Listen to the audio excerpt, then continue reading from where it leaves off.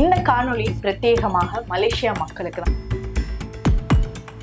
மலேசியாவா இருக்கட்டும், சிங்கப்பூரா இருக்கட்டும், தாய்லாந்தா இருக்கட்டும், பல கோடி ரூபாய் புழங்கக்கூடிய ஒரு அற்புதமான இடம். மாந்திரிகத்தை அதிகமா நம்புறாங்களா? 1,00,000 பேர் அங்க விளையாடுறாங்க. அங்க இரவும் தெரியாது, பகலும் தெரியாது.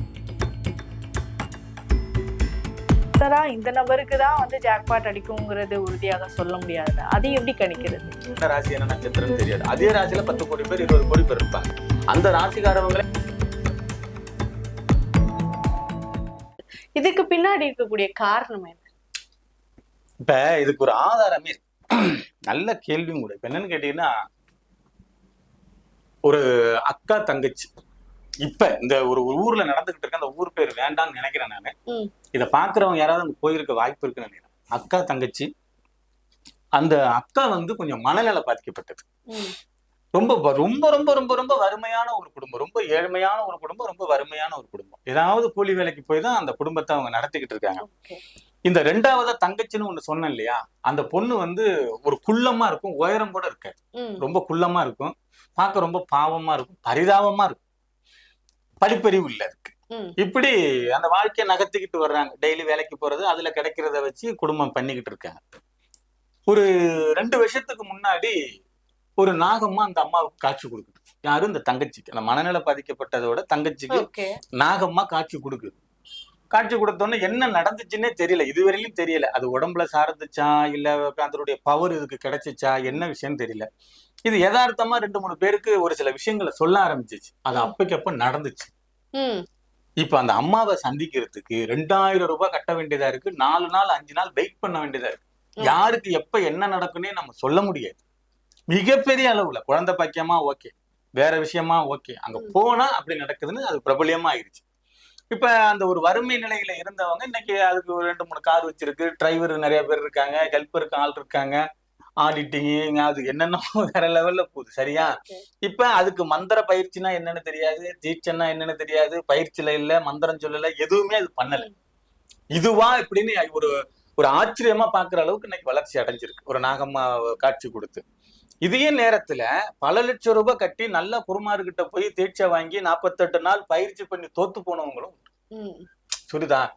எப்ப அந்த கடவுளோட அனுகிரகம் உங்களுக்கு கிடைக்கணும்னு இருக்கு, அதை சார்ந்து நீங்க வாழ்க்கையில மேல் நோக்கி போகணும்னு இருக்கோ, அது நடந்தேரும். அதுல ஒண்ணும் மாற்று கருத்து இல்லை. இப்ப இந்த குட்டிச்சாத்தான் பகவானை வந்து பயிற்சி பண்ணி தோத்து போனவங்களும் உண்டு. பயிற்சியே இல்லாம நான் குழந்தை ரூபத்துல பார்த்தேன், பெண் ரூபத்துல பார்த்தேன், அதுக்கு பிறகு நல்லா இருக்கேன் அங்க அப்படி இப்படின்னு சொல்றவங்களும் உண்டு. என்னை பொறுத்தளவுக்கு நீங்க முறைப்படி இந்த பாவை வாங்கி, நீங்க மந்திர தீட்சை வாங்கி அதுல பண்ணும் பொழுது உங்களுக்கு ஒரு விரைவான வெற்றி பெற வாய்ப்பு இருக்கு. அதுல தோல்விங்கிறது இருக்காது. வேணும்னா காலம் தாமதமாகலாம். ஒருத்தருக்கு 10 நாள்ல நடக்கலாம், ஒருத்தருக்கு 6 மாத்திரை நடக்கலாம், ஒருத்தருக்கு 3 மாத்தி நடக்கலாம். எப்ப அந்த அனுகிரகம் வருதோ இந்த தீட்சையும் அவ்வளவு எளிதில வாங்கிட முடியாது இல்ல. நீங்க அது எப்ப கிடைக்கணுமோ அப்படி. இப்ப எப்படின்னு கேட்டீங்கன்னா, நீங்க விஷ்ணுமாயாவா இருக்கட்டும், யக்ஷினியா இருக்கட்டும், மோகினியா இருக்கட்டும், பரிவார தெய்வங்கள் எவ்வளவு அதர்வன கடவுளா இருந்தாலும் சரி நீங்க வாங்கிடலாம். அதே மாதிரி உச்சிஷ்ட கணபதினு ஒருத்தர் இருக்காரு. அவரு தீட்சை கிடைக்கிறது மிக மிக அரிது. அதை பத்தி தெரியும், மந்திரம் தெரியும், அது கடவுளை தெரியும், வழிபாடு தெரியும், எல்லாம் தெரியும். ஒரு நல்ல குருமார்கிட்ட நீங்க தீட்சை வாங்குறது மிக மிக அரிது. அப்படி ஒரு கால நீங்க தீட்சை வாங்கி பயிற்சியில இருந்தீங்கன்னா உங்களுக்கு ஜெயிக்க ஆளே இல்லை. அதெல்லாம் ரொம்ப கடினம். அந்த மாதிரி இந்த விஷ்ணுமாயாவுடைய விக்கிரகம், இவருடைய அந்த வாகனம், அந்த மந்திர தீட்சை, அந்த உபதேசம், இதெல்லாம் கிடைக்கிறது வந்து உங்களுக்கு அரிது. அப்ப உங்களுக்கு எல்லாம் சரிவர கிடைச்சிருச்சு அப்படின்னா நீங்க அதுல எல்லளவும் பயப்பட தேவையில்லை, நீங்க வெற்றி பெற போறீங்க அப்படின்னு அர்த்தம். நிறைய பேர் நம்ம சொல்றது கேக்குறோம். இந்த மாதிரி எங்களுக்கு தெரிஞ்ச ஒருத்தவங்க இந்த குட்டி சாத்தான் வசியம் இதெல்லாம் பண்ணாங்க. சோ வீட்டுல வந்து ஏதோ வினோதமா நடக்கிற மாதிரியான விஷயங்கள்லாம் வந்து நடக்குது. திடீர்னு ஒரு பொருள் வந்து உடையுது, அது சாயுது, ஆளே இல்லாத நேரத்துல வந்து சமைச்சு வச்ச பொருட்கள்லாம் வந்து காணாம போகுது. இப்படின்லாம் நிறைய பேர் நம்ம சொல்லி கேள்விப்படுறோம்ல. இது உண்மையாவே குட்டிச்சாத்தான் வீட்டுல இருந்துச்சு அப்படின்னா அவங்க செய்யக்கூடிய வேலைகள் தானா அது? இது வந்து குட்டிய தீட்சை எடுத்து வணங்குறவங்களுக்கு இந்த மாதிரி விஷயங்கள்லாம் கெடுதல் நடக்கிறதுக்கு வாய்ப்புகள் இல்லை. ஆனா இப்ப இந்த 390 வகையான குட்டிகள் எல்லாம் அதர்வன குட்டிகள்னு நிறைய பேர் இருக்காங்க. அவங்களை யாரேனும் எதிராளி வீட்டுக்கு அனுப்பியாச்சுன்னா அவங்க சாப்பிடுற சாப்பாடு வந்து மலமா தெரியும், அவங்க குடிக்கிற தண்ணீர்ல வந்து அந்த யூரினோட ஸ்மெல்லு வரும், பொருள்கள் கீழே வந்து உடையும். அது மத்தவங்களை கூப்பிட்டு அந்த காமிக்கும் பொழுது அவங்க கண்ணுக்கு தெரியாது. அப்புறம் துணிமணி வந்து டக்குன்னு தீப்பிடிச்சு எரியிற மாதிரி இருக்கும், கற்கள் வந்து வீட்டுல விழுகும், விளக்கு வந்து ரொம்ப அபோரமா எரிய ஆரம்பிக்கும், வீட்டுல வேற மாதிரி ஒரு நறுமணங்கள் வர ஆரம்பிக்கும். இப்படி தொந்தரவுகள் கொடுக்கும். இது ஏவல்னு பேர். எதிராளி ஏவி விடுறது, அடுத்தவங்களுக்கு கெடுதல் பண்றது. ஆனா குட்டிச்சாத்தான நீங்க வணங்கி சித்து எடுத்துட்டீங்க, அவர் சித்து ஆயிட்டாரு, அவருடைய அனுகிரகம் இருக்கு அப்படின்னா இந்த மாதிரி விஷயங்கள் நடக்காது. பொருளாதாரத்தை நல்லா கொடுப்பாரு, பேரு புகழ நல்லா கொடுப்பாரு, அழகு கொடுப்பாரு, ஆரோக்கியத்தை கொடுப்பாரு, ஆயுள் கொடுப்பாரு. அவரை வணங்குனவங்க ஒரு வறுமை நிலையில இருந்ததா இதுவரைக்கும் வரலாறு பதிவிடல். கோடியில தான் பிறழுவாங்க அவரை வணங்குறவங்க. அந்த மாதிரி எடுத்துட்டு போயிடுவாரு. ஆனா அவரை வச்சு நல்லதும் பண்ண முடியும், தீமையும் பண்ண முடியும். சரிங்களா? நீங்க பாதிக்கிறத பொறுத்து இருக்கு. ஏன் இப்ப ஒருத்தர் வீட்டுல பில்லி சூனியம் இருக்கு, ஏவல் இருக்கு, செய்வன இருக்கு, ஒரு 10-15 மாந்திரிகரை பார்த்துட்டாங்க, யாராலையுமே அதை குணப்படுத்த முடியல. போறாங்க, பூஜை பண்றாங்க, தற்காலிகமா ஒரு 2 மாசம் 3 மாசம் வரைக்கும் அவங்களுக்கு கியூர் ஆனது மாதிரி இருக்கு, திரும்ப பழைய நிலைமைக்கு வந்துடுறாங்க. அப்படின்னா இந்த விஷ்ணு மாயாவோட தீட்சை எடுக்கலாம். ஓகே. தொடர்ந்து மாறி மாறி ஒவ்வொருத்தருக்கிட்டையும் போய் 50,000 1,00,000 கொடுத்து பூஜைகள் பண்ணி பண்ணி பண்ணி பண்ணி தொடர்ந்து ஃபெயிலியர் ஆகுறாங்க இல்லையா, அவங்களுக்கு நிரந்தர தீர்வுன்னா அந்த குட்டிச்சாத்தான். இந்த விஷ்ணு மாயாவை தீட்சை இந்த மாதிரி ஒரு குருநாதரை பார்த்து தீட்சை வாங்கி பயிற்சி பண்ணும் பொழுது அவங்க அடுத்தடுத்த கட்டத்துக்கு எந்த மாந்திரிகரையும் தேட தேவையில்லை. இவங்க 10 பேருக்கு பிரச்சனையை சரி செய்யலாம். அந்த மாதிரி ஒரு விஷயத்தை இது கொடுக்கும். அப்படி உள்ளவங்க எடுக்கலாம். ஒரு பிசினஸ் பண்ணணும், நல்ல நிலைமைக்கு வரணும், அப்படி எடுக்கலாம். வெளிநாடு லாட்டரி யோகங்கள் எடுக்கலாம், அரசாங்க வேலைகளுக்கு எடுக்கலாம். இப்படி பல்வேறு விஷயங்கள் இருக்கு. குடும்பத்துல தொடர்ந்து கணவன் மனைவிக்குள்ள பிரச்சனை, கருத்து வேறுபாடு, கோர்ட்டு கேசு, வம்பு வழக்கு, விபத்து, கண்டம், கடன் தொந்தரவு, அவமான, அசிங்கம், இப்படி எல்லாம் இருக்கிறவங்க விஷ்ணு மாயாவை வழிபாடு பண்ணலாம். முறையான குருநாதர்கிட்ட முறைப்படி தீட்சை வாங்கி இந்த மாதிரி விக்கிரகம், அவருடைய வாகனம், மந்திரோபதேசம், மணி, மாலை, மைட்டப்பா இதெல்லாம் வரும் அந்த தீட்சையோட. இதெல்லாம் பயன்படுத்தும் போது அவங்க ரொம்ப நல்லா இருப்பாங்க. அவங்களுக்கு பிறகு தன்னுடைய சங்கதிக்கு அவங்க சொல்லி கொடுத்துட்டு போகலாம். ஓகே. ஆனா விஷ்ணு மாயாவை வீட்டுல வச்சு வழிபடணும் அப்படின்னா சில ரூல்ஸ் அண்ட் ரெகுலேஷன்ஸ் ஃபாலோ பண்ணணும், அவங்களுக்கு சரியான நெய்வேத்தியம் வந்து கொடுத்துட்டே இருக்கணும் அப்படின்லாம் சொல்றாங்கல்ல, இது கரெக்டா அந்த ப்ரொசீஜரை ஃபாலோ பண்ணா மட்டும்தான் அதுக்கான பலன் கிடைக்குமா? ஆமா, இப்ப வந்து ஒரு 2 மாச குழந்தைய பராமரிக்கிறதுக்கும் 10 வயசு பையனை பராமரிக்கிறதுக்கும் நிறைய வித்தியாசம் இருக்கு. இப்ப 2-3 வயசு குழந்தைன்னா நம்ம அதை பார்த்துக்கணும். ஏதாவது பொறுக்கி வாயில வச்சிருமோ, இல்ல ஏதாவது நகர்ந்துருமோ, முடிய தின்னுருமோ, அதுக்கு என்னன்னே தெரியாது. எங்க போய் நம்ம கண்ணும் கருத்துமா பார்த்தாதான் அதை நம்ம நல்லபடியா வளர்க்க முடியும். இதே 10 வயசு பையனுக்கு என்ன ஏதுங்கிறது தெரியும். அப்ப விஷ்ணு மாயாவை வணங்குறதுக்கும் ஒரு முருகப்பெருமானை வணங்குறதுக்கும் நிறைய வேறுபாடுகள் இருக்கு.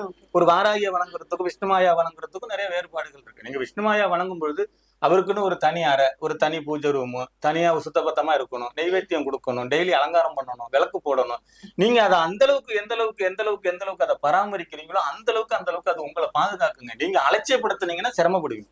ஓகே. அப்ப அத வழிபடுற முறையும் ரொம்ப காம்ப்ளிகேட்டடான. தாராளமா. இப்ப ஒரு 1000 ரூபாய் உங்களுக்கு இன்னைக்கு தர்றாங்கன்னு வச்சுங்களேன், 5 மணிக்கு நீ வரணுமா அப்படின்னா 1000 ரூபாய்க்கு நான் 5 மணிக்கு எழுந்திருச்சு ரெடியாகி போறதா அப்படின்னு ஒரு யோசனை வரும். இது 5 லட்சம் ரூபாய் தர்றேன்னா 4 மணிக்கு என்னங்க 3 மணிக்கு நான் எழுந்திருப்பேன்னு சொல்லுவீங்களேன்.